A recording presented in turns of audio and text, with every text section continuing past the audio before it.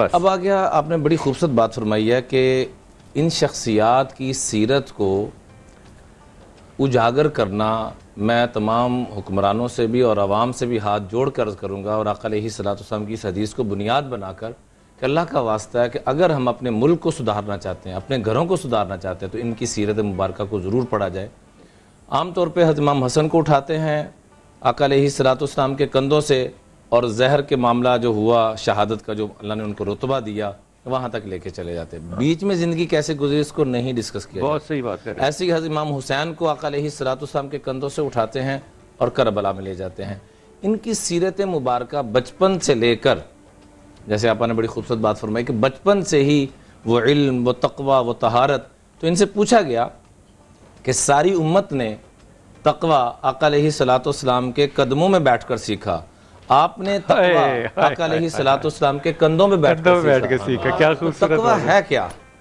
واہ، آپ نے کندھوں پہ بیٹھ کر سیکھا کیا بات۔ اور امت نے قدموں میں بیٹھ کر سیکھا۔ تو بڑا خوبصورت جواب دیا کہ میں نے اپنے نانا جان سے یہ تقوی سیکھا کہ اللہ ترى نفسک خیرا، کہ تمہیں اپنی خوبی نظر نہ آئے، دوسرے کی خامی نظر نہ آئے، تو سمجھ لینا کہ تم متقی بن گئے۔ واہ واہ واہ۔ آج ہمیں سیاسی اعتبار سے دیکھ لیں، دینی اعتبار سے دیکھ لیں، خاندانی اعتبار سے دیکھ لیں، لسانی اعتبار سے دیکھ لیں، جس پہلو میں دیکھ لیں، قبلہ ہر طرف ہم نے نفرتوں کو بیچ میں ڈال دیا ہے۔ مولا علی کا جو بڑا مشہور خطبہ جو اپنے حضرت امام حسن کو مخاطب کر کے فرمایا، اگر ہم اس خطبے کو ہی توجہ سے آج پلے باندھ لیں تو میں اللہ کی قسم اٹھا کے کہہ سکتا ہوں کہ جو ہمارے انتشار کی کیفیت، چاہے وہ سیاسی اعتبار سے ہے، چاہے وہ دینی اعتبار سے، کسی بھی اعتبار سے، اس سارے مسئلے ہمارے ختم ہو سکتے ہیں۔ دو جملے صرف ارشاد اجازت۔ جی جی بسم اللہ۔ مولا علی فرما رہے ہیں یا حسن، ان کو مخاطب کیا اور ان کے صدقے سے اپنی تمام اہل بیت اطہار کو شامل کیا اور میرے آپ جیسے غلاموں کو بھی بیچ میں شامل کیا۔ ہماری خوش قسمتی وہ چونکہ گھرانہ ہی سخیوں کا گھرانہ ہے، تو کیا کہا، جن کے صدقے سارا کچھ پوری امت کو مل رہا ہے، فرمایا یا حسن وجمیع ولدی ومن بلغہ بکتابی، اے میرے بیٹے حسن اور تمام میرے اہل بیت اطہار، قیامت تک آنے والی میری نسلوں، اور جو ہمارے غلام ہیں، ہمارے ماننے والے ہیں، ہم پہ جان نچھاور کرنے والے ہیں، میں سب کو دو چیزوں کا حکم دیتا ہوں، علیکم بتقوی اللہ، اللہ کا تقوی اختیار کرنا، اور تقوی کی تشریح میں نے عرض کر دی کہ آج کے بعد ہم نے نیت کرنی یہاں بیٹھ کر اس مبارک دن پہ، اپنے آپ کو بھی تو مبارک بنائیں بے شک کہ آج کے بعد ہم نے ان کی نصیحت پہ عمل کرتے ہوئے اپنی خامیوں کو دیکھنا ہے، دوسروں کی خوبیوں کو دیکھنا ہے۔ دوسری بات فرمائی ان صلاح ذات البین، آپس کی صلح، آپس کا جوڑ، آپس کی محبت، افضل من عامت الصلاۃ والصیام، جتنی بھی عبادتیں ہیں ان سب سے بڑھ کر اللہ کے ہاں اس کا مقام ہے۔ اور دیکھیں کہ اپنی ساری جوڑنا، محبت، نفرت نظر نہ آئے، چاہے وہ میاں بیوی ہیں۔ جو اہل بیت کا ماننے والا، اللہ کی قسم، اس کی ابتدا اس کے گھرانے سے ہوگی۔ ہم پوری امت میں جو جوڑ پیدا کر رہے ہیں، کیا اپنے گھر میں بھی جوڑ پیدا کر رہے ہیں؟ پوری امت میں جوڑ پیدا کر رہے ہیں، کیا اپنے محلے میں بھی وہ محبت پیار نظر آ رہی ہے؟ شاہ صاحب کو شامل کر لو۔ شاہ صاحب ویسے آپ کا شامل ہونا نا روایت ہے، کیونکہ ان دونوں نے ان کا حق، ان کا بات کرنا امام پہ، ان کا حق ہے حضرت، ان کا نہیں، پوری انسانیت کا حق ہے، پوری انسانیت کا حق ہے، کیونکہ انسانیت کے بغیر کچھ بھی نہیں ہے، کچھ بھی نہیں ہے۔ وہ آپ سید کے ناطے آپ یہ بات کر رہے تھے، بے شک، بالکل، کہ میرے تو گھر کی بات ہے، آپ کی تو گھر کی بات ہے۔ اس اعتبار سے میں ممنون ہوں آج سب کو، آپ سب کو، خاص طور پہ میزبان محترم کو، شرکاء کو۔ بلال بھائی بہت ہی دل سے اور دل کی گہرائیوں سے محفل سجاتے ہیں۔ ایسی آج جو تاریخ ہے، آج جو نسبت ہے، اور اللہ نے مصطفیٰ سرکار کے گھر میں چاند اتارا ہے۔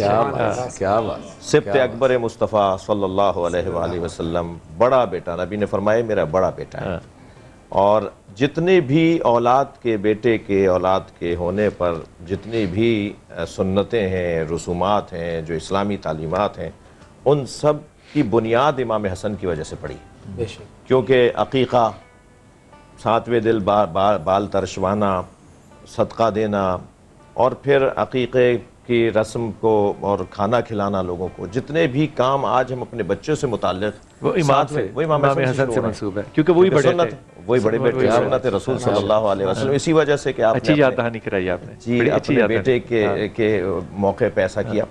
اور سبط اکبر، بڑا بیٹا، ایک دن دونوں شہزادوں کو فرمایا کہ کشتی لڑو، جب کشتی دونوں لڑنے لگے تو کچھ دیر کے بعد فرمایا بیٹا حسین یہاں سے آؤ، بیٹا حسین دیکھو حسن آ رہے ہیں، جیسے ایسے موقع پر ایک منظر بنتا ہے. تو جناب زہرا سلام اللہ علیہ نے فرمایا کہ بابا آپ حسین کا ساتھ دے رہے ہیں، میرے حسن کا ساتھ کیوں نہیں کہہ رہے؟ تو فرمانے لگے بہت دیر سے جبریل حسن کا ساتھ دے رہے تھے. یہ وہ شہزادے کہ جن کے کھیل میں بھی، جن کی تفریح میں بھی فرشتے اترتے ہوں اور سید الملائکہ، سبحان اللہ. وہ وجود 15 ماہ مبارک رمضان کی 15 تاریخ تھی اور 3 ہجری تھی، ہجرت کا 3را سال تھا. اور امام حسن مجتبیٰ کی جیسا کچھ اشارتاً بیان ہوا سن 50 ہجری میں 28 صفر کو شہادت ہوتی ہے، اور شہادت کی داستان بڑی کربناک ہے. زہر سے شہادت ہوئی، جس کے لیے دہلوی صاحب سر الشہادتین کے اندر پوری کتاب ہی اس موضوع پر لکھتے ہیں کہ کیونکہ ایک باکمال شخصیت کے لیے یہ کمال کا عنوان ہے، اور کمال کے لیے ضروری ہے کہ اس کی زندگی بھی شہادت پر تمام ہو. تو نبی مکرم کی شہادت کا عنوان کیسے ہم سمجھیں گے؟ تو فرمایا کہ نبی کے 2 بیٹے، تو شہادت کسی کو اگر نصیب ہوتی ہے اور موقع ملتا ہے اور اس کو یہ اعزاز ملتا ہے تو یا زہر سے یا تلوار سے مارا جاتا ہے. تو ایک بیٹے کو زہر سے مارا گیا، ایک کو تلوار سے مارا گیا. تو دونوں کی شہادتیں گویا نبی کی شہادت.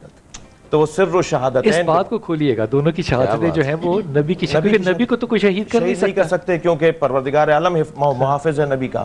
اور نبی مکرم کی اگر شہادت ہوتی ہے تو وہ جو امت کا، وہ جو اسلام کا پیراٹائم ہی ختم ہو جاتا ہے نا. بالکل وہ لہٰذا کوئی غالب آ بنی اسرائیل والے جیسے اپنے نبیوں کو شہید کرتے تھے، پھر تو وہ بات ہو جائے گی. لیکن ادھر نبی مکرم کے لیے کمال یہ ہوگا کہ آپ کو شہادت ملے. ادھر شہادت دینا مصلحت امت میں نہیں ہے. تو کیسے اللہ ان دونوں باتوں کو جوڑتا؟ اللہ کی حکمت اور اللہ کا جو فیصلہ وہ یہ کہ ان دونوں بچوں کو، جن کے لیے فرمایا کہ ریحانتین، یہ دونوں میرے پھول ہیں. فرمایا کہ میں اچھا، میرے دماغ میں نا سوال پیدا ہو رہا تھا، شاہ جی معذرت چاہتا ہوں آپ کے بارے میں سوچ رہا تھا میں آپ سے بھی پوچھوں گا کہ بیٹے تو علی کے ہیں، رسول کیوں بار بار کہہ رہے ہیں میرے بیٹے؟ سبحان اللہ، اتنا حسین عنوان ہے بلال بھائی، اور یہ شاید امت کے بہت سارے لوگوں کی الجھن دور کرے گا. صحیح کہ نبی میں وقفہ لے لوں واپس آ کے آپ اس کو وہ بھی ضروری ہے، وہ بڑا ضروری ہے. لیکن یہ بات میں آپ سے نا 10 درس کر رہا ہوں. یہ باتیں جو ہے نا یہ صرف شبوں کے اوپر یا دنوں کے اوپر یا رمضانوں تک نہیں رہنا چاہیے. یہ جو تبلیغ ہے نا دین کی، یہ صرف ایک کلاس کا فرض نہیں ہے بھائی. جس کو جو آتا ہے، جو حدیث جس کو آتی ہے وہ آگے پہنچائے. اور اس میں نبی پاک صلی اللہ علیہ وسلم کیا فرماتے ہیں؟